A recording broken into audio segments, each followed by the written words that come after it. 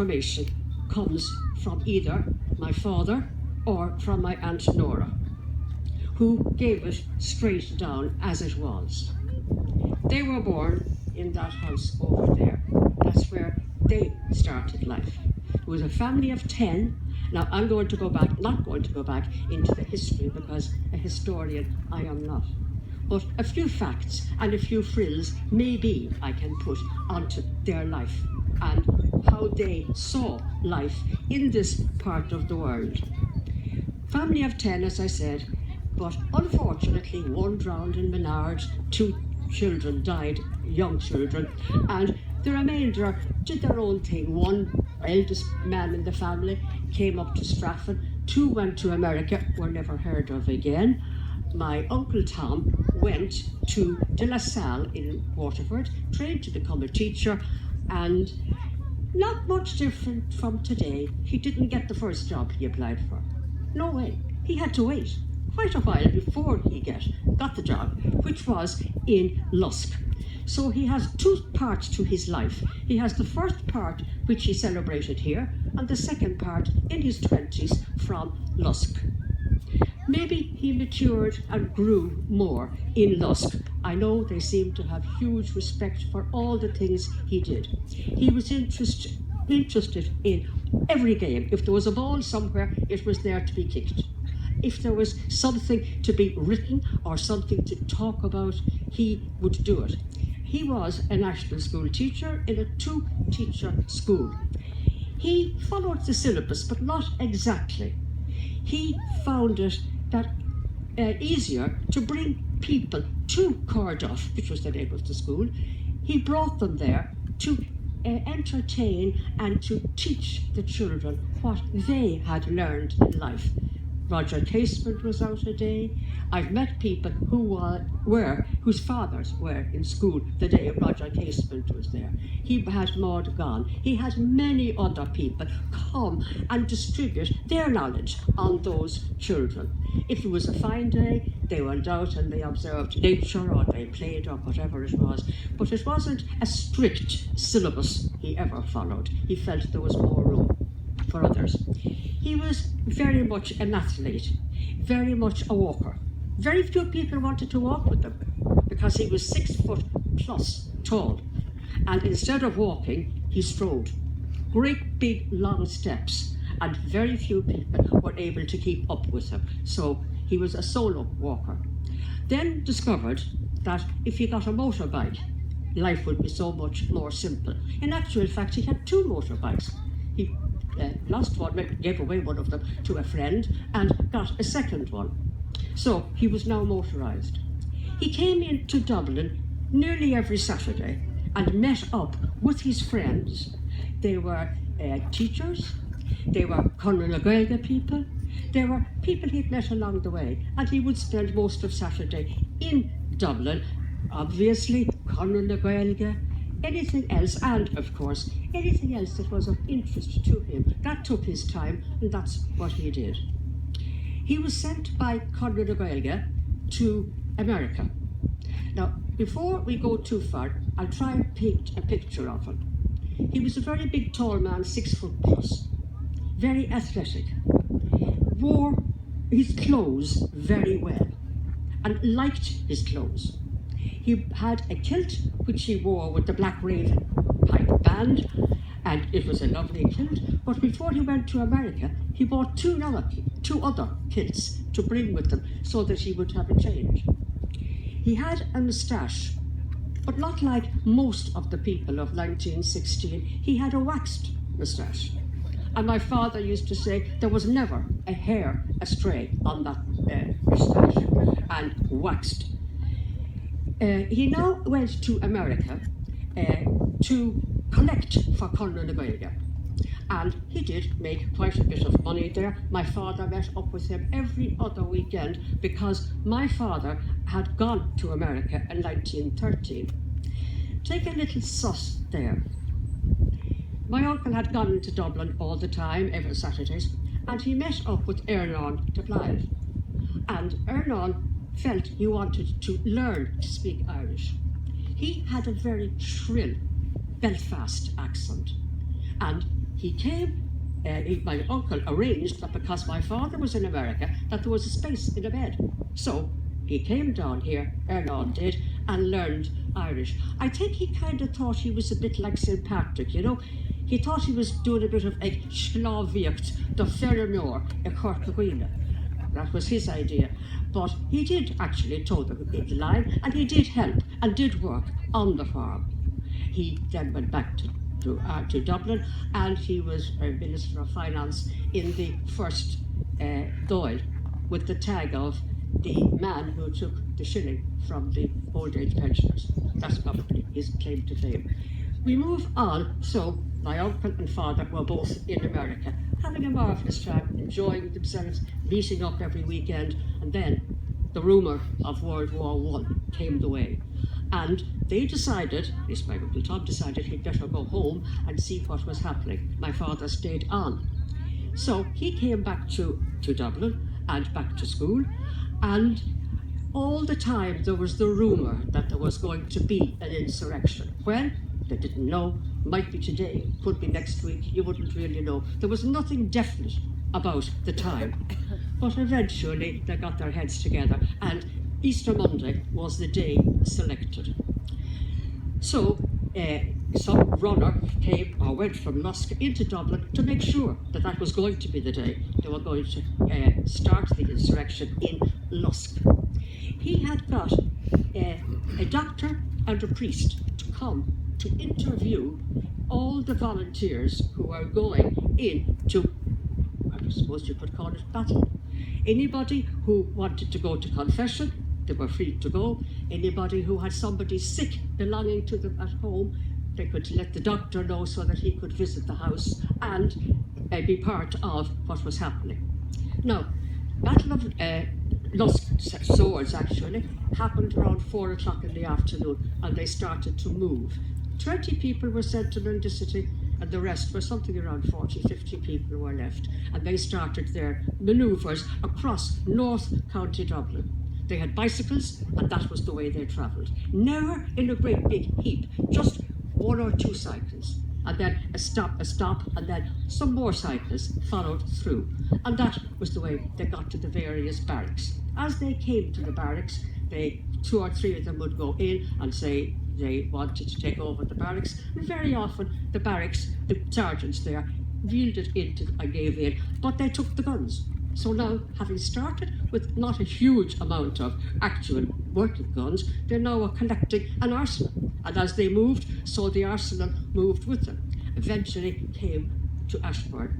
Now, that Battle of Ashbourne, he had drawn out on a piece of paper a fortnight beforehand in a house called of Bat O'Carroll. He was a Kerry man who went to America, made money, came home and started to build houses. In his house, he had a cellar. So in this house also, my uncle drew a map of what was going to happen in the Battle of Ashbourne, where it was going to happen, the battle itself, because they had runners who knew whether the army was moving or coming or going. So it has happened, that's Ashbourne. After about an hour, they yielded to the IRB, and so that was the end of it, until they turned around and saw behind them armoured cars coming down from, I think it was Navan or Kells, I'm not sure which. Anyway, when they saw these armament coming, my uncle knew exactly what they were to do, an ambush. They were all spread out along the ground, and there was to be an ambush. Now, as I said, I'm not a historian, so I'm not going there. But like yesterday, of 100 years ago, they won the Battle of Ashbourne. It was Friday, it was the same date. They won that battle, and anything like their celebration was huge. Nobody else had won anything. And they did celebrate. But the biggest insult that could happen to anybody, I suppose, in their life, was that the next day they had to go and surrender to the British Army, the British Army. And that took all the joy out of their winning of a battle. They were brought into Mountjoy, which was anything but a pleasant place, but I've just looked up at all the prisons he went to, and they are so numerous. I think I counted 10 in all. He must have been a jailbird at this stage because he was into so many prisons, England, Ireland, and various other places. But then came the time when they were released, and they came back to do their ordinary chores and their ordinary work. And he seemed to have gotten the name of being an orator. We must remember the signatories were all dead and gone at this stage, and there was only De Valera and himself left. So they were in demand to make speeches here, there, and yonder. We all celebrated, we were all talking about it, Caseman's big celebration last week. But in 1917, my uncle had the first celebration. No newspaper would take an ad that there was going to be somebody celebrating Casement, so word of mouth went around. And how happened, I don't know, but thousands apparently came by foot, by bicycle, by car, and what have you, to a very, very big celebration of Roger Casement's death. It was sometime in the month of August. Again, he was making speeches all over the place and coming back to work in school in Comóradh. Then he made this speech in Ballinlee. A book written a couple of years ago by Tim Coogan said, of course the two of them, Michael Collins being the other person, of course they went to Ballinlee. Weren't there two gorgeous girls there? Wasn't there Maud or wasn't there Tishy? Well, why wouldn't they go to Ballinlee? Why not? But unfortunately, whatever my uncle said, there was a price on his head. He came to Bat O'Connor's house, this man I referred to a little while ago. He came there and he went into the cellar, underground. 6 weeks he spent there until the wallpaper began to get on his nerves and he couldn't stay any longer. He left Bat's house in Donnybrook. Now, while I'm talking about this, just a little note. I was reading my books to see what was happening and what have you, and I read in the paper a fortnight ago, that house is up for sale. The house that he had done all this thing in. Now, anyway, he was captured at Nelson's Pillar, brought to Mountjoy, met up with Aston Stack and all the other friends, and they decided that they were going to go on hunger strike, saying they were not criminals. Never were they criminals. They were political prisoners, and that's what they were. He died having been fed 5 times. The last person who fed him obviously put the food into the wrong part of his body. Instead of putting it into his stomach, it was into his lungs. He got heart failure and died of pneumonia. Now, we have this man who has died in Mountjoy, so they bring him over to the Martyr Hospital. And there, people are very cross about what had happened. They've already lost the signatories and now they've lost another person. So they have decided they're going to do something and he's going to have a state funeral. The only thing is, he has no clothes. So they send a message out to get volunteers to come, but they wanted a tall person because remembering he was 6'1" or whatever. So between Michael Collins, De Valera and all the rest of them, they all donated their clothes to dress him up to have him at this state funeral. Funeral went to the Pro Cathedral for Mass that evening and then was brought back to the City Hall where he lay in state. That lasted for 2 days and he was all the time minded by volunteers. Then came the day when he was being brought to Glasnevin Cemetery to be buried. My grandfather had come up from here, and he was an elderly gentleman. He was 75. My Aunt Nora stood by him and with him, and they stared into a great big chasm in the ground. It was the prepared grave for him to be put into. Now, people don't know how long it took to travel from A to B, but it took a long time, and possibly an hour or an hour and a half. My Aunt Nora was quite worried about her father, and she called over Michael Collins, who was to make the oration, and she said, I think you're going to have to hurry because my father is not surviving very well. So while there were some people coming in the gate of Glasnevin, there were others actually standing beside the grave watching the corpse being put in, which wasn't the easiest thing in the world.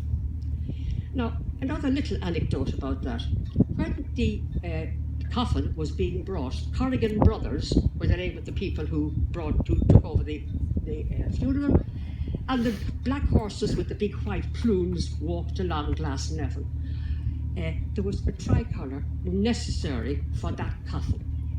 They didn't have one, but into the scene came Countess Markiewicz, and she produced her tricolour, which was made of beautiful poplar, which was the cloth made in Dublin, a mixture of wool and cotton.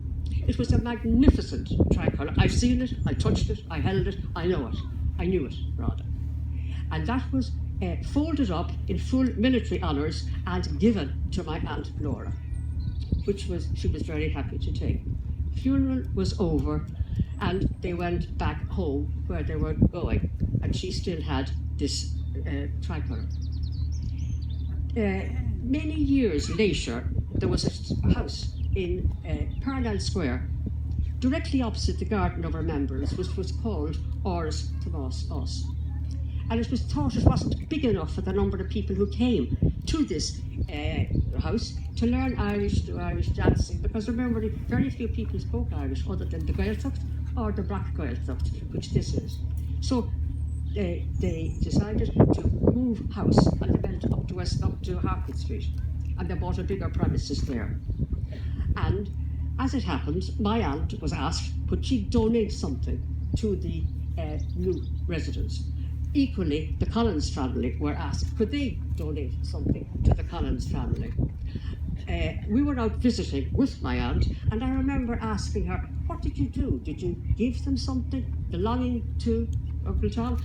And she said, no, I haven't done anything yet. And I said, well, maybe you should, while you still can. So I had a phone call from her, which was a rare occurrence. She was quite a formidable lady. But anyway, I had a phone call from her to say she had just gone in to the new Harcourt Street offices, and that she had presented them with the tricolour countesses. Now, unfortunately, she wasn't thinking ahead of her time. She put it into a brown paper bag. She wrapped it. She got the bus from Atgar into Harcourt Street, and she handed it to a girl across the counter. The girl didn't know what it was, I'm sure. Did she ask? I don't know. Far be it for me to blame her, but in the meantime and in between time, that is lost. It's gone. God only knows where it is. Possibly somebody found a brown paper parcel with a bit of green at one side of it and said, "After that's only rubbish." Possibly, I don't know. I can't tell you the history, but it's just a story that would go with it.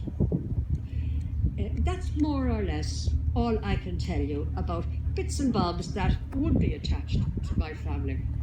If this was revision for some of you, I'm sorry, but everybody can do with a little bit of revision and go back on their history. If you're bored stiff, well then again, I'm sorry for that too. But thank you all very much for having listened. Thank you.